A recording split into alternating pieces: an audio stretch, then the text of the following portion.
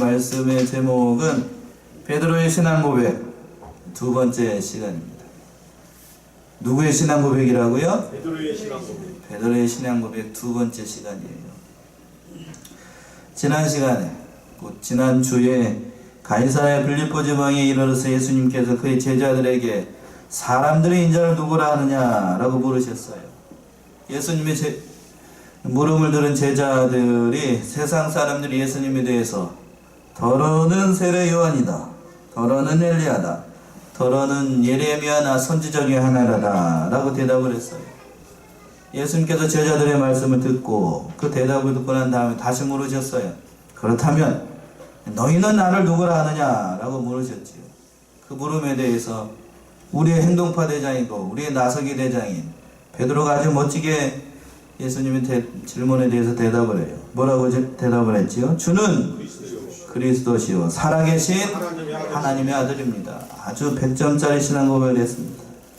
이 신앙 고백은 베드로 개인의 신앙 고백이면서 동시에 그와 같은 믿음을 가진 모든 사람들, 그의 제자들을 포함해서 오늘날 저와 여러분들의 동일한 그런 신앙 고백이라고 할 수가 있어요.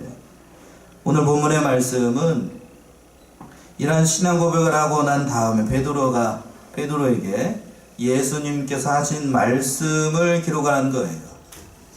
특별히 다른 복음서에는 생략되어 있는 예수님 말씀을 이 마태복음에만 기록을 하고 있는데 아주 중요한 의미가 포함되어 있습니다. 오늘은 제목에서 이미 말씀드린 대로 베드로의 신앙 고백 두 번째 시간으로 예수님의 말씀, 구체적인 말씀의 의미를 살펴보면서 은혜를 나누도록 하겠습니다. 첫 번째는 예수님의 이 말씀 속에서 진정한 복이 무엇인가를 깨닫게 한다는 거예요. 무슨 복이? 진정한 복. 진정한 복이 무엇인가를 깨닫게 한다는 거예요. 두 가지를 얘기를 할 수가 있는데, 진정한 복이라고 하는 거는 예수 그리스도를 아는 것이 가장 큰 복이라는 거예요. 누구를 아는 것? 예수 그리스도를 아는 것. 그 말씀이 17절의 말씀이네요. 17절 한번 다시 읽어보시겠어요? 예수께서 대답하여 가라사대 바요나 시몬아 네가 복이 있도다. 이를 네게 알게 한 이는 혈육이 아니요 하늘에 계신 내 아버지이시니라. 예, 상반절에서 보시면 뭐라고 대답했냐면 예수님께서 대답하여 가라사대 바요나 시몬아 네가 뭐가 있도다? 복이 있도다 라고 말씀하셨어요. 예수님께서는 베드로에게 네가 복이 있도다 라고 선언하시는 거예요. 예수님의 이 말씀은 베드로 자체가 복이 있다는 말이라기보다는 나를 곧 예수님을 이와 같이 알고서 고백하고 믿는 것이 복이라고 하는 거예요. 곧 예수 그리스도를 그와 같은 분으로 곧 그리스도로 살아계신 하나님의 아들로 이렇게 아는 것이 복이라고 하는 거예요. 진실로 예수 그리스도에서 바로 아는 것, 이것이 우리가 하나님께로 받는 큰 복, 세상의 어떤 복보다도 비교할 수 없는 가장 큰 복이에요. 왜냐하면 이 복으로 말미암아 우리가 하나님께로부터 뭐를 사함을 받습니다. 죄를 사함을 받아요. 죄를 사함을 받고 또 허물을 사함을 받고 의인이라고 칭함을 받게 돼요. 그래서 우리는 이제 의인이 되었기 때문에 어느 나라, 하나님의 나라에 들어갈 수 있는 그러한 시민권을 가지고 있어요. 그리고 그러한 시민이 되었기 때문에 이 세상에서 살아갈 동안에도 하나님의 특별하신 보호하심과 특별하신 인도하심을 따라서 살아갈 수 있는 하나님의 백성이 되었다라고 하는 뜻입니다. 그리고 우리가 여기 계신 분들은 다 한 사람 없이 저를 포함해서 언젠가는 다 하나님의 부르심을 받아요. 그 부르시는 그날에 영원한 하나님의 나라에서 영생 복락을 누리게 되는 그러한 복을 예수를 믿었기 때문에, 그리스도로 믿었기 때문에 우리에게 그러한 복이 약속되어 있다는 그런 말씀이에요. 그러니까 이러한 복이 있으니까 얼마나 큰 복이에요. 얼마나 큰 은혜예요. 이처럼 예수 그리스도를 바로 아는 것이 가장 큰 복이라고 지금 누가 말씀을 하고 있어요? 예수님 자신이. 예수님 자신이 이렇게 얘기를 하고 있는 거예요. 바요나 시몬아 네가 복이 있도다. 이게 예수님의 말씀이에요. 다른 복이 아니고 나에 대해서 바로 하는 것, 예수님에 대해서 바로 하는 것이 가장 큰 복이라고 하는 거예요. 이것을 바로 한 사람이 이 베드로뿐만 아니라 사도 바울도 그리스도에 대해서 깨닫는 것이 가장 큰 복이라고 알았기 때문에 그리스도를 아는 지식이 가장 고상하기 때문에 세상에 있는 모든 것들은 다 뭐와 같이 버리고 분토와 같이 여기고 배설물과 같이 버리고 오직 예수 그리스도만 따라가면서 쫓아갈 수 있었던 거예요. 믿음의 길을 쫓아갈 수 있었어요. 그러므로 우리는 예수 그리스도를 알아가는 것, 또 우리 인생을 통해서 점점 더 그 예수님을 알아가게 될 것인데 그것이 얼마나 귀하고 값진 일인지 참 우리가 이 사실을 귀하게 여겨야 된다는 거예요. 세상적인 지식, 세상적인 학문이 풍성한 이 시대가 되었어요. 그러나 그것들보다도 더욱더 중요한 사실은 내가 하나님 백성이 되고 하나님을 더욱더 알아가고 그리스도를 알아가는 것, 그 지식이 점점 더 풍성해지는 것, 그 지혜가 풍성해지는 것이 그 어떤 복보다도 가장 귀하다는 사실을 깊이 깨닫고 예수 그리스도를 귀하게 여겨야 된다라고 하는 거예요. 또 한 가지 중요한 뜻이 뭔가 하면 이 예수님이 가장 큰 복이다, 예수를 아는 것이 가장 복이다, 큰 복이다 라고 알려준 것이 혈육이 아니라 누구라고 얘기를 하고 있냐면 하나님이라고 얘기를 하고 있어요. 17절에서 그랬죠? 다시 한번 읽어보시겠어요? 17절. 예수께서 대답하여 가라사대 바요나 시몬아 네가 복이 있도다. 이를 네게 알게 하니는 혈육이 아니요 하늘에 계신 내 아버지이시니라. 예, 하반절에서 보시면 이를 내게 알게 하니는 혈육이 아니요 누구요? 하늘에 계신 내 아버지. 곧 하나님이라는 거예요. 하나님께서 이 예수 그리스도가 가장 큰 복이라는 사실을 깨닫게 했다라고 하는 거예요. 이 말씀은 그런 뜻이 있어요. 베드로가 다른 사도들보다 뭐 잘난 것이 있어서 남들보다 뛰어난 뭐 믿음이 있어서 의로움이 있어서 선행한 것이 있어서 베드로가 예수님을 알았다라는 뜻이 아니고 오직 누구의 은혜로? 하나님의 은혜로 이와 같은 사실을 깨닫게 되었다는 뜻이에요. 그러니까 저와 여러분들이 예수님을 믿어서 좀 믿는 것처럼 하고 그렇게 하는 것이 내가 잘나서가 아니에요. 누구의 은혜로? 하나님의 은혜예요. 하나님의 은혜. 여러분들이 믿음이 좋다라고 내세울 수 있는 것은 전부 다 내 공로가 아니에요. 누구의 공로? 하나님의 공로예요. 예수 그리스도의 공로예요. 베드로는 세례 요한의 제자였던 자신의 형제였던 안드레를 통해서 예수님에 대해서 처음 듣기 시작을 했습니다. 그 후부터 이제 예수님의 뒤를 따르던 제자의 길을 걸어가게 되는데 어부의 생업을 버리고 예수님을 쫓아다니면서 많은 말씀을 배우게 되었습니다. 때로는 예수님의 뒤를 따라다니면서 수많은 기적들을 체험하게 돼요. 그러면서 그 기적을 보면서 과연 이분은 누구이시길래 이런 기적도 행하는가? 실제로 그랬죠. 병자도 고치고 눈먼 자도 고치고 심지어는 죽었던 사람도 살리는 걸 봐요. 그것을 보면서 자기 스스로 예수님이 누구인가를 스스로 물어봤을 거예요. 예수님이 도대체 누구인가? 메시아가 맞는가? 이렇게 스스로에게 질문을 많이 해보고 또 많이 기도도 해봤을 거예요. 그러나 베드로가 예수님의 뒤를 따라다니면서 배우고 경험했던 것, 또한 그의 생각하고 기도했던 모든 것, 그가 애쓰고 노력하는 그 어떤 수고가 예수님에 대해서 알게 한 것이 아니라고 하는 거예요. 오직 누가? 하나님께서 은혜를 베풀어 주셨기 때문에 예수님에 대해서 옳게 고백을 할 수 있었던 거예요. 예수님을 하나님의 아들 그리스도다, 메시아라고 고백할 수 있었다는 거예요. 오직 하나님의 은혜였어요. 사실 우리가 어떠한 것을 깨달아가지고 그것을 알고 또한 믿는다라고 하는 거는 쉬운 일이 아니에요. 하나님의 아들을 메시아로 믿고 예수 그리스도를 나의 주님으로 믿고 그 영생의 은혜를 사모하면서 살아간다라고 하는 것, 말처럼 그렇게 쉬운 것이 아니라고 하는 겁니다. 왜냐하면 나의 생각과 나의 사상으로는 감히 상상할 수도 없는 은혜이기 때문에 그래요. 알아가면 알아갈수록 그 하나님의 은혜의 깊이, 그거를 이해할 수가 없어요.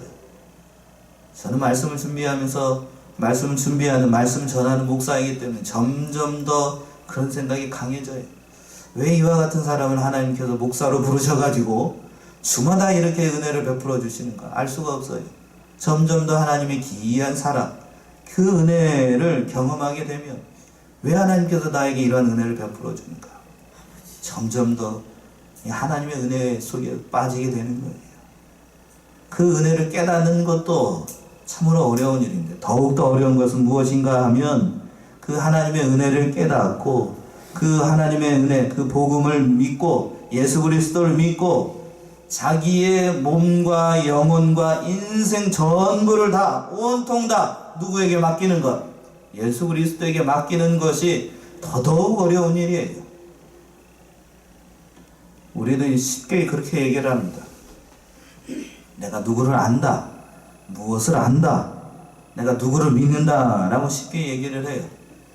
그러나 엄밀한 의미에서 말하게 되면 우리는 무엇을 알고 있는, 제대로 알고 있는 사람 많지 않아요.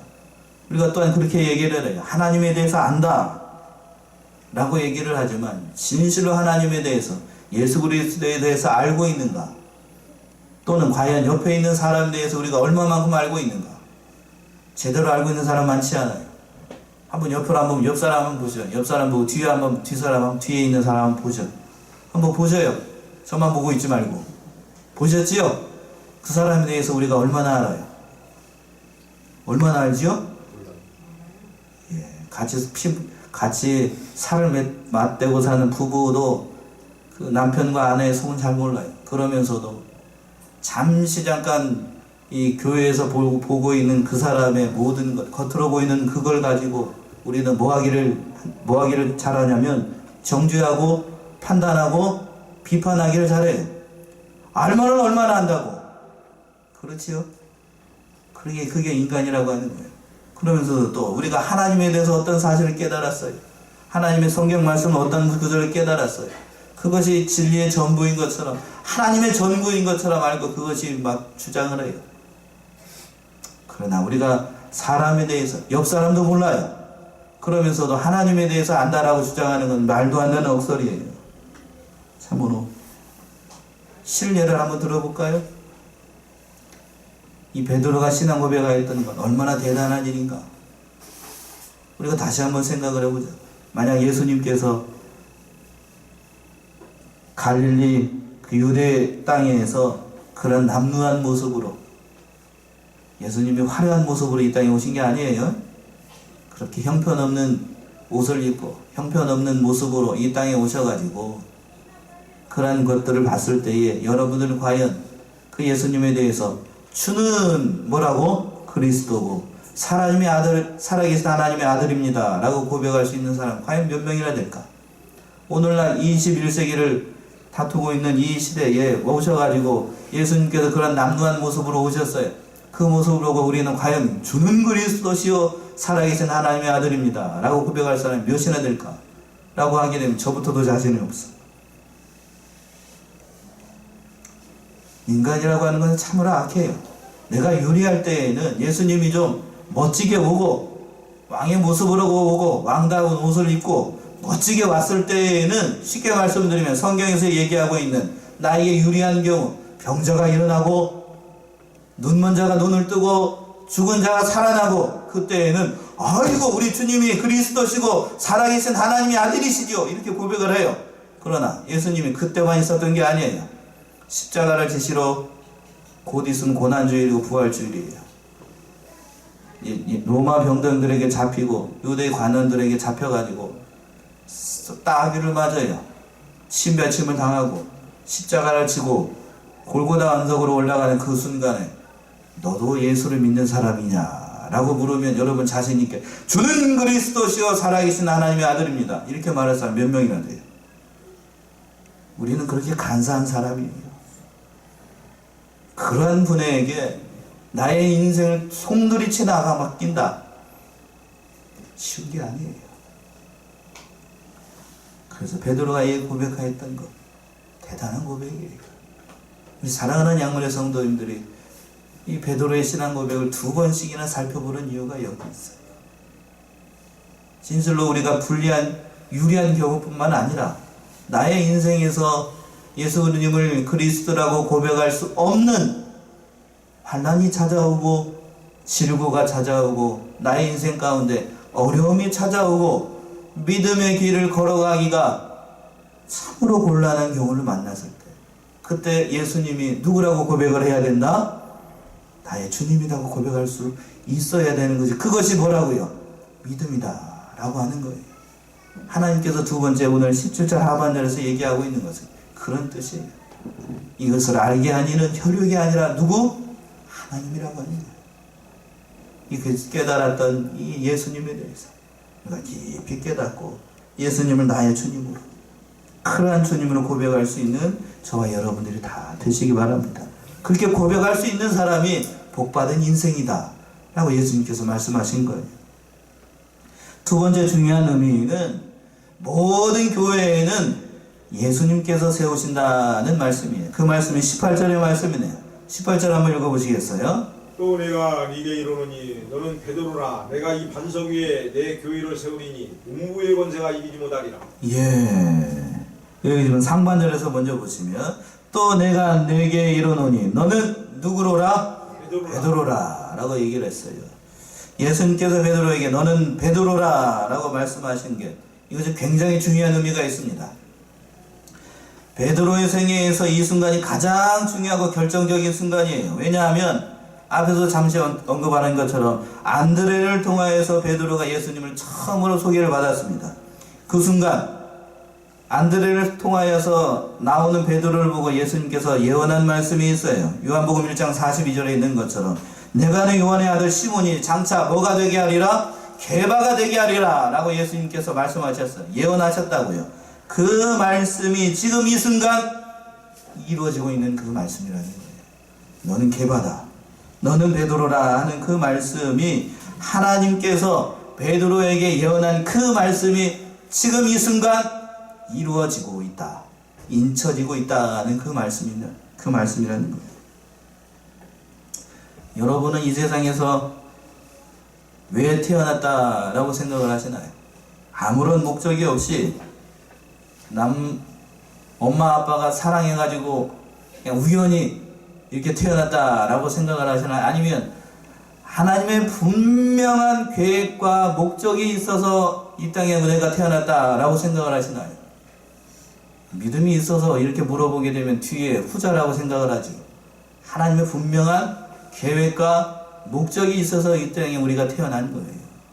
그러나 안타까운 사실을 뭔가 하게 되면 대부분의 사람들이 하나님께서 나를 만드신 이유, 내가 인생을 살아가는 의미가 무엇인지를 깨닫지 못한다는 뜻이에요. 베드로가 여기 이 말씀 속에서 자신이 인생을 살아가는 의미를 찾아간 거예요. 말 그대로 베드로라는 이름의 뜻은 반석이라는 뜻이에요. 반석. 예수님께서 너를 믿음의 반석, 그 이름다운 사람으로 만드시겠다라고 선언하신 말씀이에요. 지금 이 순간 그 말씀이 이루어지게 되고 베드로가 이 순간 내가 살아가는 이유, 내가 인생을 살아가는 의미가 무엇인지를 깨달아갔다라고 하는 거예요. 많은 사람들이 의미를 몰라요. 내가 인생을 살아가는 이유가 무엇인지를 알지 못하고, 그러나 그 마지막 순간에라도, 인생의 마지막 순간에라도 내가 인생을 살아가는 이유가 무엇인지를 깨달아간다, 알아간다, 그 목적이 무엇인지를 아는 사람은 복받은 인생이다 라고 하는 거예요. 두 번째는 뭔가 하게 되면 내가 이 반석 위에 내 교회를 세우리라 라고 말씀했어요.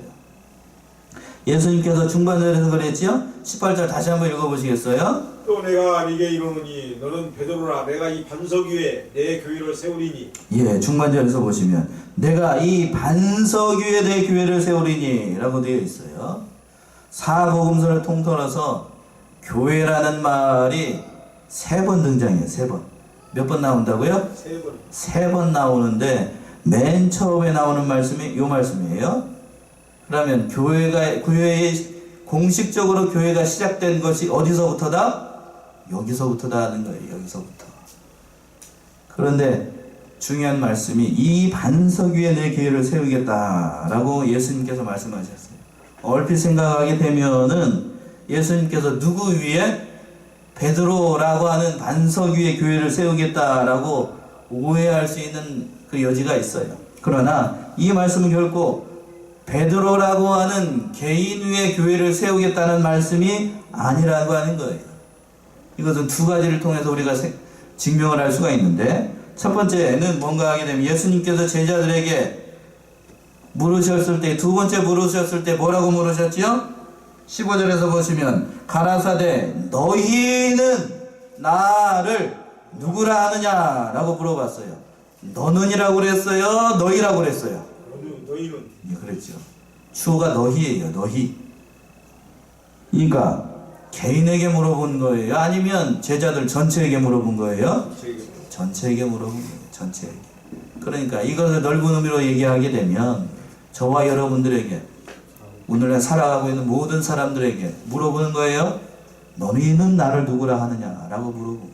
그러니까 반석 위에 세운다는 말씀은 그런 뜻이 있는 거예요. 모든 사람의 신앙 고백 위에 하나님께서 예수 그리스도를 통하여서 교회를 세우겠다라는 뜻이랍니다. 두 번째는 교회의 유일한 토대에는 누구?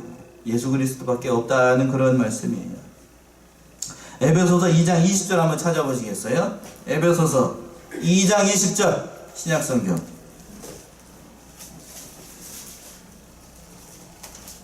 에베소서 2장 20절. 너희는 사도들과 선지자들의 터 위에 세우심을 입은 자라. 그리스도 예수께서 친히 모퉁이 돌이 되셨느니라. 예, 너희는 사도들과 선지자들의 어디 위에? 터 위에 세우심을 입은 자라. 그리스도 예수께서 친히 무슨 돌? 모퉁이 돌. 모퉁이 돌이 되었다라고 하는 거예요. 여기서 터가 누구일까? 그 터에 대해서 얘기하고 있는 말씀이 고린도전서 3장 11절에 있습니다. 한 군데만 더 찾아봐요. 고린도전서 3장 11절. 이 닦아둔 것 위에는 능히 다른 터를 닦아둘 자가 없으니 이 터는 곧 예수 그리스도라. 예, 이 터가 누구라고 되어 있어요? 예수님. 예, 아직 못 찾으셨나 보다. 신약성경 266쪽 고린도전서 3장 11절 합독하시겠습니다. 시작. 이 닦아둔 것 외에 능히 다른 터를 닦아둘 자가 없으니 이 터는 곧 예수 그리스도라. 이 터가 예수 그리스도예요. 그러니까 교회의 유일한 터는 누구뿐이 없다? 예수 그리스도밖에 없다는 그런 뜻이에요. 그렇다면 이 반석 위에 교회를 세운다는 것은 이미 우리가 앞에서도 말씀드린 것처럼 베드로의 신앙 고백 위에 예수님께서 교회를 세우겠다는 뜻입니다. 이병규 목사님은 이것을 이렇게 설명을 했어요. 베드로가 깨달은 진리 위에 교회를 세우겠다는 뜻이에요. 그런데 여기서 우리가 놓치지 말아야 되는 것은 아주 가장 중요한 사실이 있어요. 18절 다시 한번 보세요. 18절 중반절 다시 한번 보시면 잘 보세요. 또 내가 내게 이르노니 너는 베드로라. 내가 이 반석 위에 내 교회를 세우리니. 여기서 주어가 누구예요?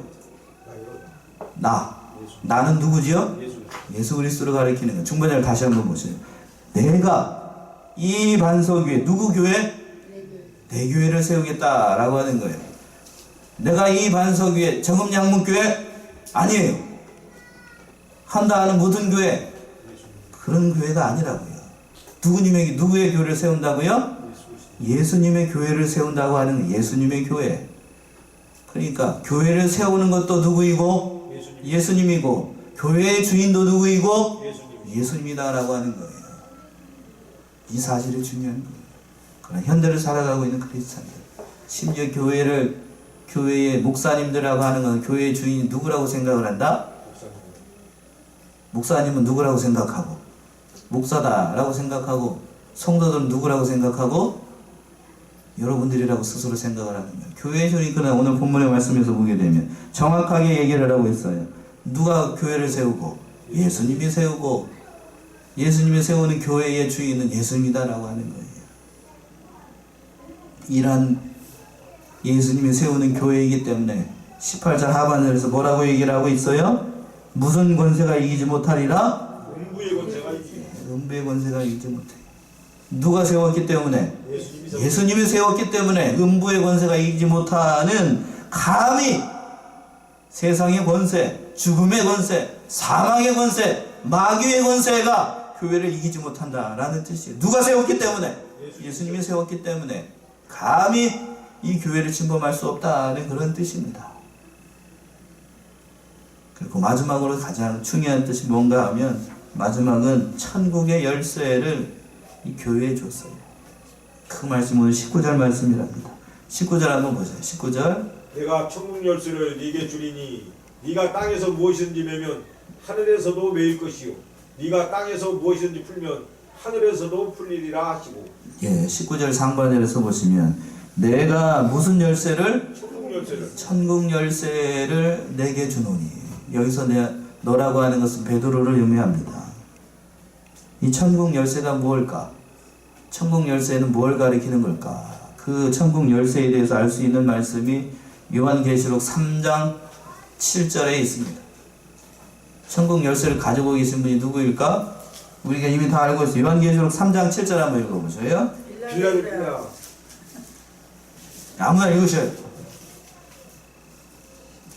읽으셔요. 왜 또 들어가셨어? 빌라델피아 교회의 사자에게 편지하기를 거룩하고 진실하사 다윗의 열쇠를 가지신 이 곧 열면 닫을 사람이 없고 닫으면 열 사람이 없는 그이가 가라사대. 여기서 그는 누굴까요? 예수 그리스도. 예수 그리스도를 가리키는 거예요.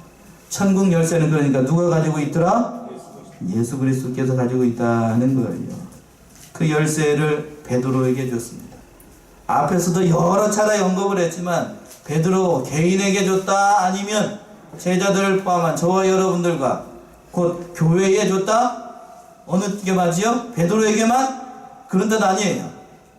모든 사람들에게 동일한 신앙 고백을 하고 있는 교회에게. 교회는 우리 자신을 얘기를 하잖아요. 그러니까 모든 예수 그리스도를 믿는 사람들에게 이러한 천국 열쇠를 줬다라고 하는 거예요. 그렇다면 천국 열쇠는 뭘 얘기를 하는가? 복음을 얘기를 하는 거예요. 복음. 예수 그리스도 자신, 이 복음 믿어서, 예수 그리스도를 믿어서 구원받을 수 있는 이 복음을 누구에게? 저와 여러분들에게 위탁하였다는 말씀이에요. 위탁. 부탁한 거예요. 그러니까 이 복음의 열쇠를 가지고 모든 믿지 않는 자들에게 전하는 그 권세를 예수님께서 우리에게 주신 거예요. 그러니까 그 밑에 하반절의 말씀이 있는 거예요. 19절 다시 한 번만 읽어보시겠어요? 내가 천국 열쇠를 네게 주리니 네가 땅에서 무엇이든지 매면 하늘에서도 매일 것이요 네가 땅에서 무엇이든지 풀면 하늘에서도 풀리리라 하시고. 예, 열쇠는, 열쇠 자물쇠가 있고 열쇠는 맞는 것이 하나만 있나요? 아니면 여러 개 있나요? 복잡한 말고 보통 하나만 있지요. 그 자물쇠에 맞는 열쇠는 몇 개밖에 없더라? 하나밖에 없더라. 천국 열쇠라고 표현한 이유가 여기 있어요. 천국에 가는 유일한 길은 누구밖에 없더라? 그러니까 예수 그리스도밖에 없다는 그러한 뜻이랍니다. 그 천국 열쇠를 누구에게? 저와 여러분들에게 맡기셨어요. 그 복음을 전하는 사명이 그러니까 누구에게 있어요? 저와 여러분들에게 있는 거예요. 참으로 이 사명이 귀하다고 하는 거예요. 오늘날 살아가고 있는 현대의 크리스찬들이 이 사명, 복음을 전하는 사명이 얼마나 귀하고 값진 것인지를 깊이 깨달아야 돼요. 얼마나 귀한 것이길래 그 밑에 하반절에서 보시면 네가 땅에서 무엇이든지 매면 어디에서도 매이고 하늘에서도 매이고, 네가 땅에서 무엇이든지 풀면 어디에서도 풀려요? 하늘에서도 풀립니다. 복음을 가지고 전하여서 그 말씀을 전하게 되면, 땅에서 풀게 되면 어디에서도 풀리고 하늘에서도 풀리고, 땅에서 매면 하늘에서도 매요. 이런 권세가 누구에게 있다고요? 예수님이 누구에게 주셨다고 이미 얘기했잖아요. 그 19절에서 보면 내가 천국 열쇠를 누구에게 주노니? 너에게 줬어요. 너라고 하는 것은 베드로만 얘기하는 것이 아니라 저와 여러분들 모두를 얘기를 하는 거예요. 누구에게? 나에게 줬어요. 그러니까 천국 열쇠를 초등학교 1학년식으로 잘 사용해야 되겠나요? 아니면 잘 사용하지 않아야 되겠나요? 잘 사용해야 되겠지. 믿지 않는 사람들에게 복음을 전하는 것이 우리의 사명이랍니다. 사랑하는 우리 양문의 성도, 이 사실을 깊이 깨닫고 이것이 복이라고 하는 거예요. 여기에서 보게 되면 우리 예수님께서 어떠한 것이 복인가를 잘 말씀하고 있는 거예요. 오늘 이 말씀을 통하여서 베드로의 신앙 고백을 통하여서 복에 대해서 여러 가지로 말씀을 했어요. 첫 번째 복은 뭔가 하면 누구에 대해서 바로 하는 것? 예수님에 대해서 바로 하는 것이 가장 큰 복이라고 하는 거고, 그것이 가장 큰 복이에요. 세상적인 다른 어떠한 복보다도 이 복을 저희가 받았다는 사실을 깊이 깨닫고 그러한 신앙의 사람으로 우리를 만들어 나가시겠다고 오늘 본문의 말씀에서 약속하고 있답니다. 이전 이 사실을 깊이 깨닫고 예수 그리스도를 알지 못하는 자들에게 이 복음을 전하여서 문 영혼들이 예수님을 믿는, 예수님을 알아가는 그런 복에 참여할 수 있도록 이 진리의 길을 걸어 나가시고 그 복음을 전하는 저와 여러분들이 다 되시기 바랍니다. 아멘. 기도하겠습니다.